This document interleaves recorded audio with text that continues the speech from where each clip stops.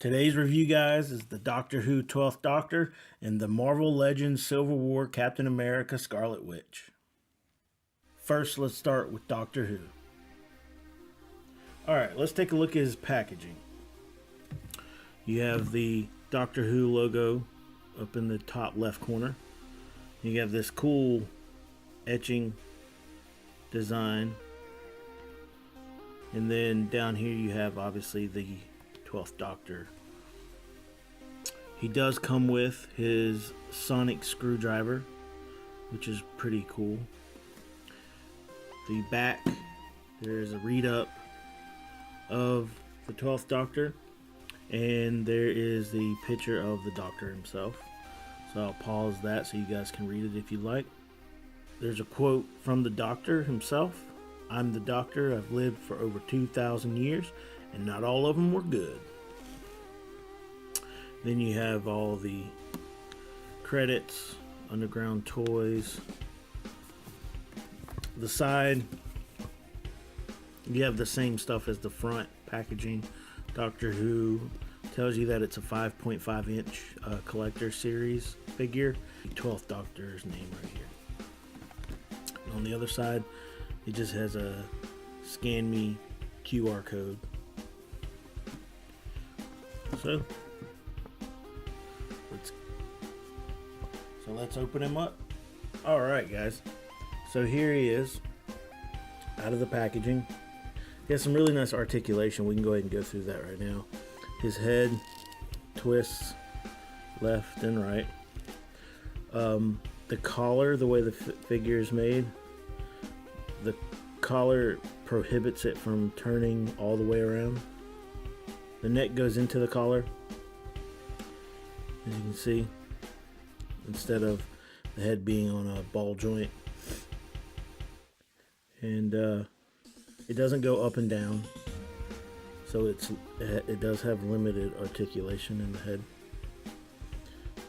Then his arms can go up about that high. They're on a ball joint as well. They're on a ball joint. Then they can go 360 all the way around. He does have a cut here, upper arm cut on both sides. And he doesn't have a double jointed elbow. You can go about that high. Bend. You can bend straight back. And then his wrist, they are able to rotate, but the hand is being prohibited by the jacket, coat.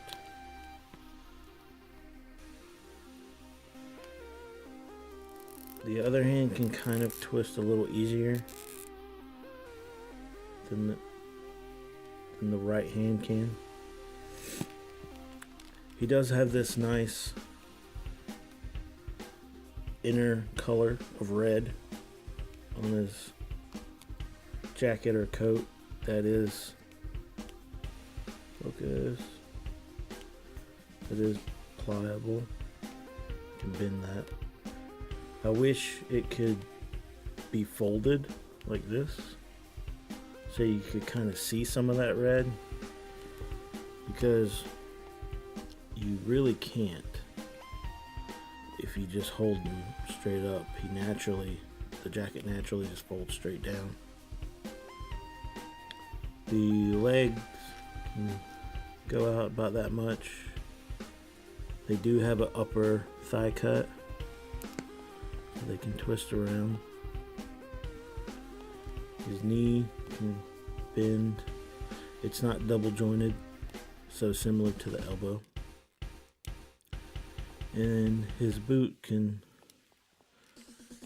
go 360. It doesn't pivot as much up and down. And then he can split about that far. I do enjoy the paint application on here. I do think it's well done. The hair has a lot of detail. As you can see, the dark gray mixed with the light gray for the aging of the hair is really nice. The face sculpt looks just like the actor Peter Capaldi, so they did a good job there. The only thing is you may or may not be able to tell if the camera can pick it up, but there is a slight gray paint smudge from the hair, but it's really small. It's right there. It almost looks kind of like a pencil, but that's just my figure. That's obviously not going to be on every one of them. The purple jacket is a nice touch and counterbalance to the dark jacket and pants. His belt is black, and they did paint a nice silver for the buckle, which, you know, they didn't have to do that, but it's nice that they did that. I wish they would have paid a little more attention and applied paint on the buttons of the coat and the shirt. They didn't really do that. They have the sculpt there, but they didn't do the buttons, which I thought would have made it a little bit easier to break up the purple on the shirt, because it kind of looks just like one solid color. The boots or the shoes look really nice. I do like the high gloss coating that they put on here. It makes them look really nice and screen accurate. They got the dark brown or a light brown with the black. They could have just painted them all black, but they didn't. They took the time to paint all that out. Even his lips, it's kind of hard to see, but his lips are a shade of pink instead of just skin tone, which is nice. So, and as I said before, the dark red color looks really great on the inside of the jacket, but I wish you could have spread it out a little bit more, you know, kind of see that the effort that they went through to paint it red. But you know, that plastic, you might be able to heat treat it and open it up a little bit, bend it back. Otherwise it looks just like a giant trench coat, but if you fold it back, it looks a little nice. Now the sonic screwdriver, it does fit in his hand really nice and snug. It's not just going to drop out, which is really great. And then the paint on the actual screwdriver itself was done really nice, and they paid a lot of attention to it as well. They got the silver for the tip of it, then it strikes down, and you might be able to see it. There's a slight hint of copper to match the piece right here. It goes up and down. The screwdriver, don't know if it'll pick it up. Then you have the green light that is emitted from the screwdriver, which is a must. And then you have the hilt or the handle, which looks really nice. It's also screen accurate. It would have been pretty cool if you could have pressed the little button or something to have it kind of flare out like it does on the show. And that's pretty much it for the figure. The figure's a very simple figure. So I did bring along the TARDIS and a Dalek for a size comparison. Now, the Dalek is, I would say, almost screen accurate. They're usually smaller though, I think, but they're almost the same height. So if you had one of these, or you wanted to get one of these to go along with your Doctor, I think that would, it'd be all right. They're almost the same size, but they're usually about the same height. And if you tilt this camera down, you can kind of tell that the Dalek is a little bit taller than the Doctor. And then the TARDIS, I brought it in. Let me move the camera. I'll put them side by side. I'll put them in front of it, actually. Give you guys a good idea. I'll move the camera back a little bit. So here is a size comparison. Now this is really cool, because I didn't expect it to really be the correct scale, but it actually is. The TARDIS is a really cool accessory to have if you ever have one. This isn't actually a accessory for these 5-inch figures. This is, believe it or not, a cookie jar. This is actually a cookie jar. So, I've had this. This was a gift from a long time ago, and I've had it forever, and I've always enjoyed it. I know I don't actually put cookies in it, but one cool thing is, and there goes Doctor. One cool thing is when you close it,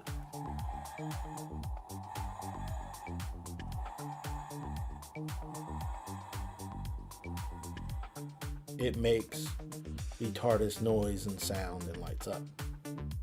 So I'll do it for you again.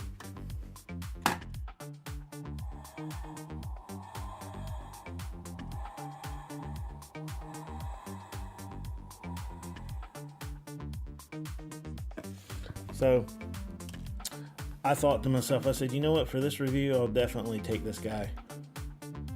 I'll definitely take this guy out and put him next to that and see if it actually is a really cool scale, a correct scale for both of them. And it works out really well. So in the room where I have all my collectibles and stuff, I can easily put these two together and make a nice display. And also the same thing for the Dalek. You can have him, standing next to him and stuff, and have them fight each other or do whatever. But it's a cool little thing. I don't have that many Doctor Who figures, so it is kind of nice to actually finally get a Doctor to go along with these. And yeah, I'd pick it up. I picked it up for about $8 on clearance at a local store here called Manifest. They normally retail, I think, maybe about $17, but I've seen them here in the US for $20. I'm sure over in the UK, where they're actually originally from, they're probably a lot cheaper, maybe about 15 or so. But so that's why I don't really have that many.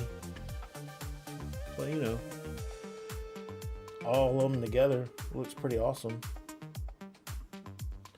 Yeah, I would suggest that if you're a Doctor Who fan, definitely pick some of this stuff up. If you're not a Doctor Who fan, or you haven't ever seen the series or the show, definitely check it out, because if you like exciting storytelling or just fun, witty humor, it's a British show. It's got British humor in it. It's exciting. It's adventurous. Definitely check it out. Give it a chance. I would say most people's favorite era is the David Tennant / Matt Smith, the more current stuff. But definitely go and check out. Start from the beginning. Start with season 1 It came out in 2005. Start with season 1 with Christopher Eccleston Doctor, which is the 9th Doctor. Definitely start from there, because if you don't know anything about Doctor Who, you definitely have to have some sort of idea of what the show is about or the history, just so you can kind of stay in the loop along with the show and the episodes as they go along. Because when you jump into a Doctor Who episode, you're not gonna know what's going on. But if you stick with it, everything kind of gets explained, and it's more enjoyable. And if you love overarching stories throughout seasons, it's a definite thumbs up, 2 thumbs up. So give it a shot. I haven't really met that many Doctor Who fans, so if you're a Doctor Who fan, comment down below, let me know what you guys think. If you don't like it, let me know why. Just any kind of comments would be awesome. So check it out, give it a chance. So next we're going to do the Captain America Civil War Scarlet Witch.